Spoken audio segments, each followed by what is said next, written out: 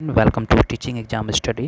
दोस्तों, आज हम बात करते हैं रेलवे की तरफ से जो असिस्टेंट लोको पायलट की जो बहाली आई है, जिसमें 11,127 पदों पर असिस्टेंट लोको पायलट की भर्ती होगी। उसके संबंध में जो फॉर्म अप्लाई हो रही है उस संबंध में हम बात करते हैं। जो परीक्षा के पैटर्न में जो इस बार बदलाव हुई है उसके संबंध में, अगर आप इस परीक्षा की तैयारी कर रहे हैं तो आपको ये समझना आवश्यक है कि अब किस प्रकार से परीक्षा होगी और किस प्रकार से कुछ पैटर्न में परिवर्तन किया गया है। और इससे पहले हमने जो वीडियो बनाया है उसमें एएलपी की जो वैकेंसी की जो नोटिफिकेशन की टोटल हमने आपको इन्फॉर्मेशन दी। आप हो सके तो वो वीडियो को एक बार देख लेंगे ताकि आप चीज़ों को फिर से समझ सकें। आइए इस संबंध में हम बात करते हैं। और आज की जो विषय है वो जो सिलेबस में जो बदलाव के संबंध में, तो आइए पूरी पढ़ते हैं। और रेलवे में असिस्टेंट लोको पायलट बनने का सपना देख रहे हैं लाखों अभ्यर्थियों के लिए एक बड़ी खबर यह है कि वर्ष 2026 की भर्ती प्रक्रिया के लिए प्रथम चरण के कंप्यूटर आधारित टेस्ट यानी सीबीटी 1 के सिलेबस में महत्वपूर्ण फेरबदल किया गया है। इस बार सीबीटी यानी कंप्यूटर बेस्ड जो एग्जामिनेशन होगी, इसके पाठ्यक्रम में जो सामान्य जागरूकता है यानी कि जनरल अवेयरनेस विषय को पूरी तरह से हटा दिया गया है।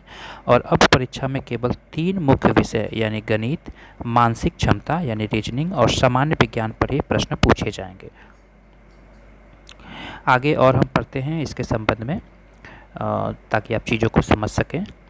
मानसिक क्षमता, सामान्य विज्ञान और के ही प्रश्न पूछे जाएंगे। और सामान्य जागरूकता जो जीएस के पेपर जो थे, जनरल नॉलेज के पेपर, अब उन छात्रों को लाभ होगा जिनकी पकड़ एनसीईआरटी के विज्ञान और तार्किक क्षमता पर मजबूत होगी। यानी जो साइंस विषय पर जिसके पकड़ मजबूत है, तार्किक क्षमता पर पकड़ मजबूत है, और गणित विषय पे पकड़ मजबूत है, उनका सिलेक्शन ज़्यादा हो पाएगा। बोर्ड सूत्रों के अनुसार एएलपी का पद पूरी तरह से तकनीकी है और ऐसे में ट्रेन चलाने के दौरान गति, समय और इंजन की जो तकनीक है और की पहलुओं को समझ के लिए विज्ञान और गणित आवश्यक आधार है।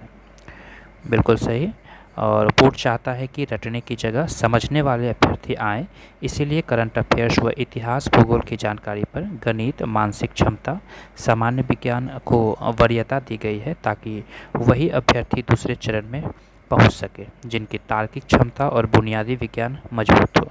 हालांकि सीबीटी एक लेवल में स्क्रीनिंग टेस्ट है जिसके अंक फाइनल मेरिट में नहीं जोड़े जाएंगे।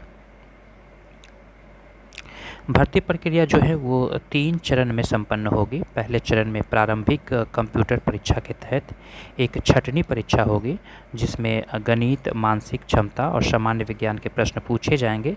दूसरे चरण में मुख्य कंप्यूटर परीक्षा के 2 भाग होंगे। भाग अ के अंक मुख्य मेरिट जो हैं उसमें जोड़ी नहीं जाएगी, उसका आधार नहीं बनेंगे, जबकि भाग जो बी है उसमें अभ्यर्थियों की तकनीकी ट्रेड से संबंधित प्रश्न होंगे। इसके अलावा तृतीय चरण में कंप्यूटर आधारित एप्टीट्यूड टेस्ट लिए जाएंगे।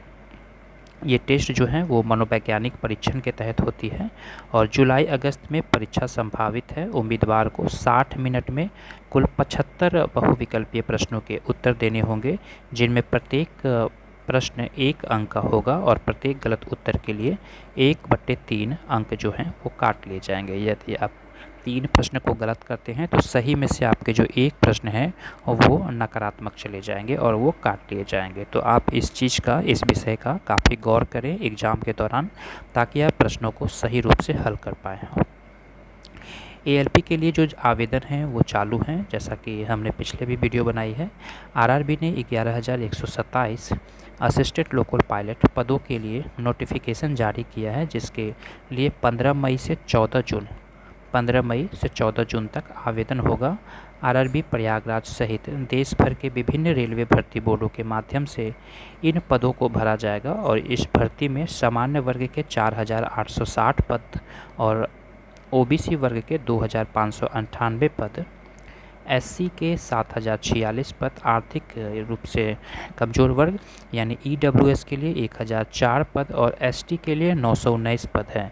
इससे पहले वर्ष 2024 में 18,799 पदों पर, वर्ष 2025 में 9,970 पदों पर भर्ती हुई थी।